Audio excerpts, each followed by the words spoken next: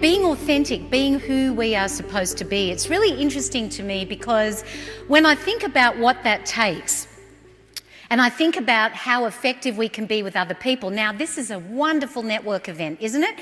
Give yourselves a hand for coming out this morning. Fantastic. And it's interesting because I don't know if you've already done it, but you've introduced yourselves to probably a few people, yes? Okay. And when we introduce ourselves to people, we're really good at telling them all about what we do for a living, where we work. Isn't that what we typically do? But you know, I think that it's really important to do something else, and that is not only to focus on what we do, but to also remember who we are. Now, let me explain what I'm talking about. Don't be alarmed that the screen went black. It's perfectly okay. What I want you to do is this. I would like you to focus on who you are. Now, I bet nobody's ever asked you that question before, and I'll show you exactly what I'm talking about. I want you to the person who's sitting next to you, I want you to look at each other deeply in the eyes. Come on, deeply. Beautiful. Hold on.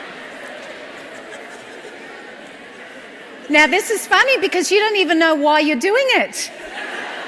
All right, now there's a reason for everything that we're going to do in the short time that we're together, because I believe that by modelling and experiencing great leadership, we are really highly likely to remember the information that we hear this morning. So when I asked you to look at each other deeply in the eyes, by the way, I wanted you to also just be sure that you like the person that you're sitting with.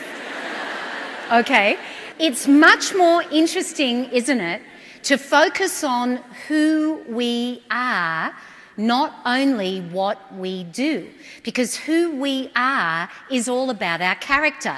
Do you believe that you have the ability to influence other people?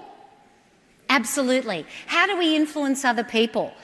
We influence other people by our demeanour, we influence other people by our passion, we influence other people by our energy, we influence other people by being the very best that we can be.